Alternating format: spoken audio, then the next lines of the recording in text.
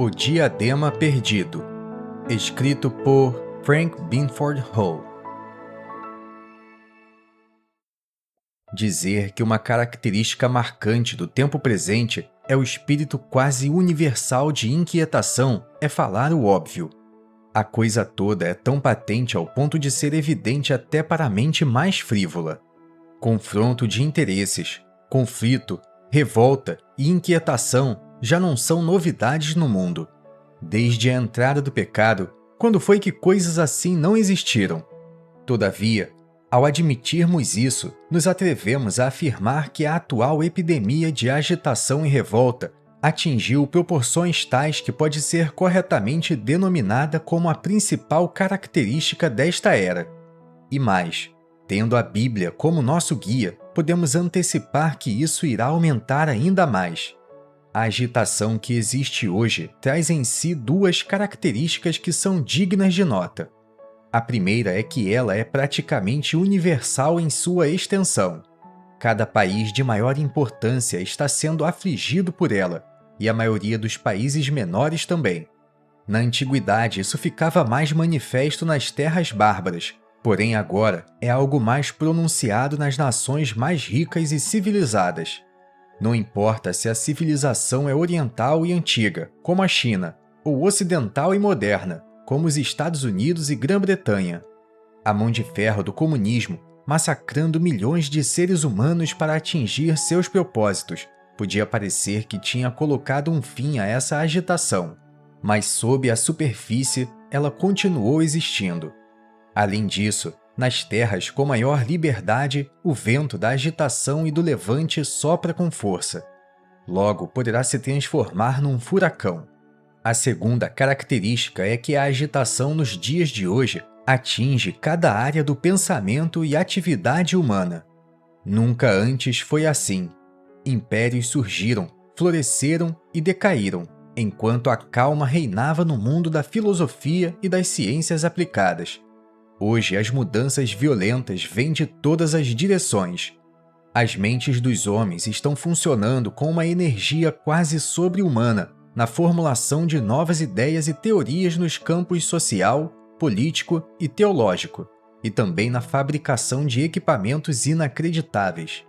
O que tudo isso significa? Esta é a questão que certamente deve predominar na mente de todo observador sóbrio. Para o cristão, que se submete à palavra de Deus e aceita a luz que ela derrama, não há dificuldade alguma para descobrir a resposta. As histórias humanas nos dão, no máximo, os melhores detalhes imperfeitos de alguns poucos acontecimentos de uma época, mas somente a Bíblia nos revela o fio dourado da meada do propósito divino, o qual corre ao longo de toda a história. Vamos tentar discernir isso pela orientação do Espírito Santo de Deus e, deste modo, encontrar a resposta divina a esta questão. A maioria dos ouvintes está ciente de que não existia governo antes do dilúvio. Aquela era culminou em tamanha violência e corrupção que o único remédio foi a destruição. Veja Gênesis capítulo 6, versículos 1 a 13. Por intermédio da pessoa de Noé, o governo foi instituído em uma terra limpa e lavada. Gênesis capítulo 9, versículos 1 a 6. Após a separação ocorrida em Babel, a autoridade parece ter se afastado da linha principal dos descendentes de Noé, e cada família separadamente começou a se colocar debaixo de sua própria cabeça tribal, surgindo a ideia da realeza. No que diz respeito ao governo da parte de Deus, não houve qualquer novo desenvolvimento até ele chamar o seu povo Israel para fora do Egito, a fim de que ele, o grande Jeová, pudesse exercer autoridade em seu meio. O momento em que Deus decidiu fazer isso foi da maior importância. O Egito, talvez uma das nações mais antigas, havia atingido o ponto mais alto de sua glória, tendo expulsado a dinastia estrangeira dos reis pastores, e se unido sob o governo de faraós nativos, poderosos e guerreiros, que levaram adiante suas conquistas até o Eufrates. Foi então que Deus reclamou seus direitos sobre o seu povo e feriu o opressor com um duro golpe, o qual evidentemente marcou o início do declínio daquele império. Apesar das perversões de seu povo, Deus os conduziu até a terra da promessa. Jeová reclamou a terra como sendo sua, num sinal de que toda a terra pertence a ele. 2 vezes é dito do Senhor como Senhor de toda a terra, em conexão com a travessia do Rio Jordão. Veja Josué capítulo 3, versículos 11 a 13.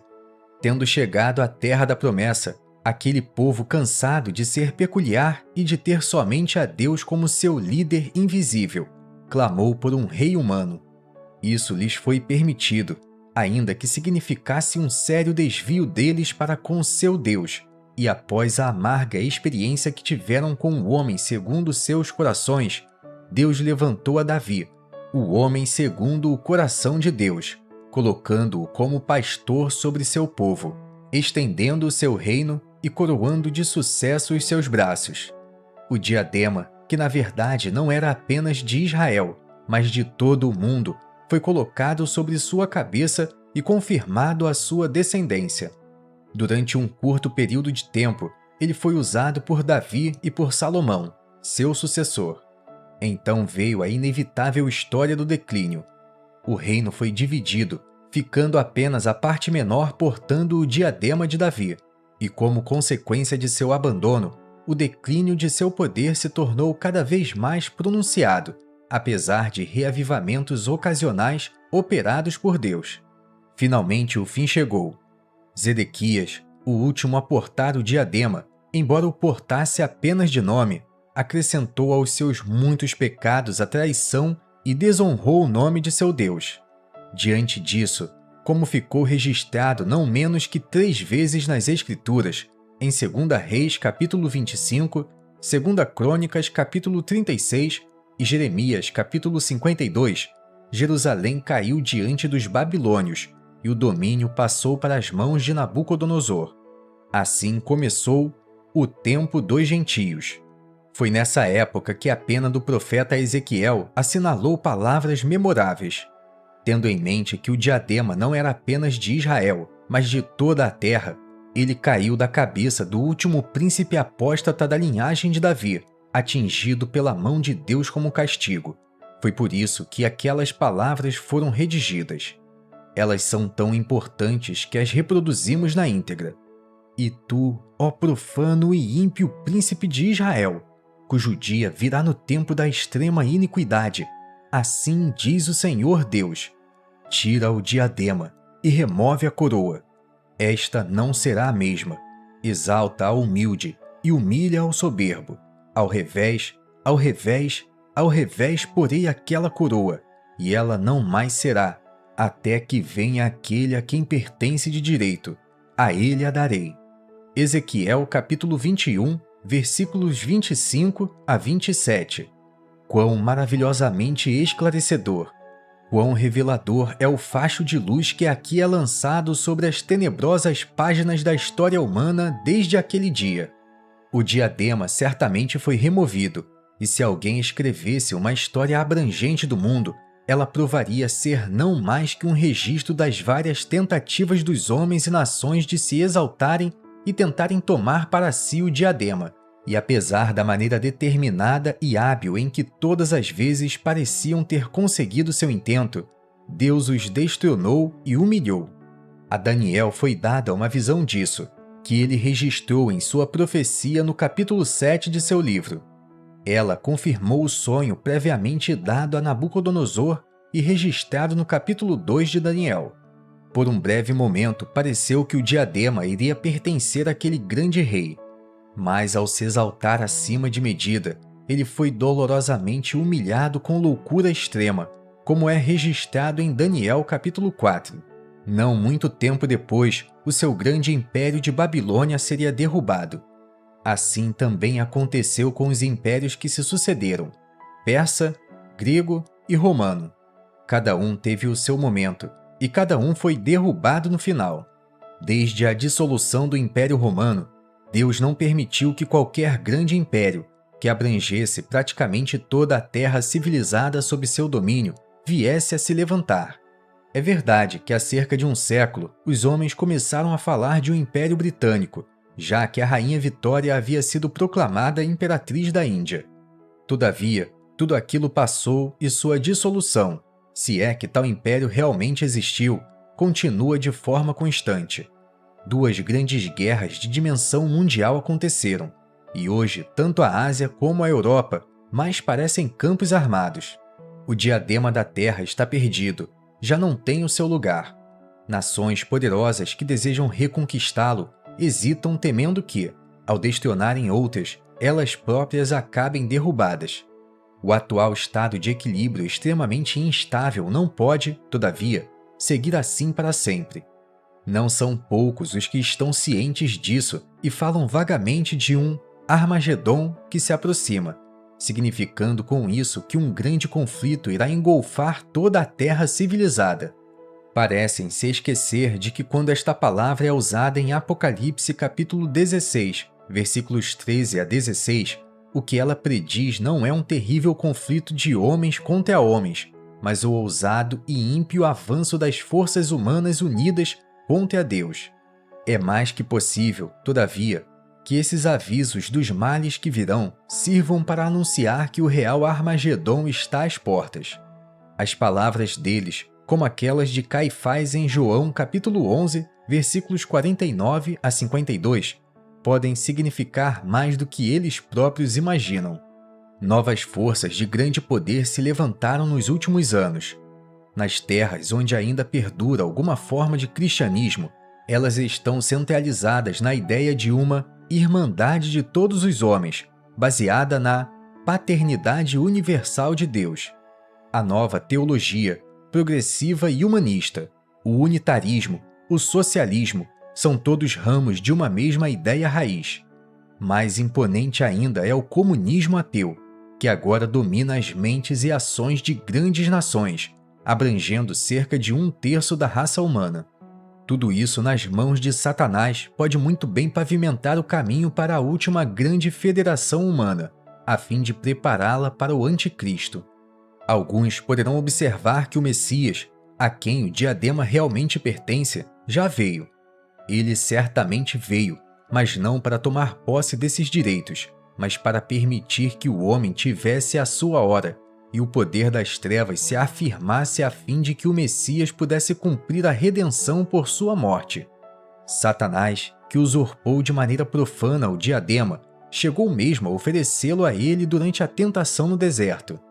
Ele o recusou e não quis aquele atalho rápido e fácil para a glória, mas sim a senda de sofrimento que passava pela morte e ressurreição. Porventura não convinha que o Cristo padecesse estas coisas e entrasse na sua glória? Lucas capítulo 24, versículo 26. Ele, no entanto, claramente previa a vinda de outro príncipe que aceitaria o diadema das mãos de Satanás, alegando ser aquele o verdadeiro diadema do mundo. Eu vim em nome de meu Pai, e não me aceitais. Se outro vier em seu próprio nome, a esse aceitareis. João capítulo 5, versículo 43. Nos dias da vinda da grande trindade maligna, o dragão, a besta e o falso profeta, dos quais lemos em Apocalipse capítulo 13, ela será vista como se a última profecia de Ezequiel tivesse sido invertida e nulificada. Os homens terão se reunido em confederação numa condição conhecida como Irmandade, que precisará apenas ter a aparência de um super-homem, sem escrúpulos para poder tomar posse dos reinos de poder e instituir uma tirania de uma monstruosidade tal como o mundo jamais testemunhou. Quando esse estado de coisas chegar, o que poderá salvar os homens da rede na qual eles enfiaram seus próprios pés? Mesmo assim, uma vasta maioria poderá até mesmo se gloriar na tirania que será estabelecida. As pessoas dirão paz e segurança, achando que finalmente o diadema foi recuperado de forma tão permanente que não terão de se preocupar com mais nenhuma ruína. Mas, quando disserem a paz e segurança, então lhes sobrevirá repentina destruição. 1 Tessalonicenses capítulo 5, versículo 3. A última linha da profecia de Ezequiel terá um repentino cumprimento. A derradeira e grande queda acontecerá no verdadeiro Armagedon. Primeiro, tanto a besta quanto o falso profeta e seus exércitos serão destruídos pela súbita aparição daquele a quem o diadema pertence de direito. Ezequiel capítulo 21, versículo 27. Logo depois, conforme nosso entendimento, os imponentes poderes do norte, Gog, o príncipe de Rosh, Meseque, Tubal e seus muitos aliados terão enorme destruição conforme foi previsto em Ezequiel capítulo 38 e 39. Terá então ocorrido a última e decisiva destruição. Naquele dia, o diadema há muito perdido, então com o fulgor não apenas das gemas da criação, mas também com as joias mais brilhantes da redenção, será visto sobre a cabeça daquele homem de Nazaré, outrora rejeitado, nosso adorável Senhor Jesus. Dali nunca mais será removido, pois, no final dos 1000 anos de seu reinado de justiça, acontecerá a rebelião engendrada por Satanás libertado, como previsto em Apocalipse capítulo 20, versículos 7 a 10.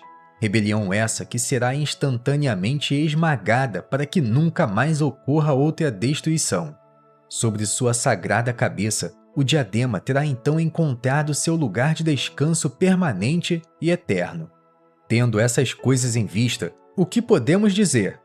Primeiro, não devemos nos perturbar em nossos pensamentos quando observarmos a inquietude e o espírito de revolta que hoje enche a terra. Ao contrário, devemos estar preocupados em manter alçada a bandeira do verdadeiro testemunho de Cristo e do Evangelho que é centrado nele. Deus não altera seu plano de ação à semelhança do modo como os homens invariavelmente precisam fazer. As instruções dadas por nosso Senhor em seus últimos momentos aqui continuam valendo. O Espírito Santo já veio e seguimos o exemplo dos primeiros discípulos do Senhor, aos quais ele disse: sereis minhas testemunhas. Atos capítulo 1, versículo 8. E tem mais. Não saiamos de mãos dadas com o mundo e nem auxiliemos seus esquemas e movimentos, pois eles ignoram que estão pavimentando o caminho para o anticristo. Fiquemos em comunhão com o Pai e com o Filho, quando então nossa atitude para com os homens do mundo será aquela que as Escrituras nos ensinam. Se possível, quanto depender de vós, tende paz com todos os homens, e ao invés de nos deixarmos dominar pelo mal, devemos vencer o mal com o bem. Romanos capítulo 15, versículos 18 a 21. Texto escrito por Frank Binford Hall. Narração realizada pelo canal Livros Cristãos em Áudio.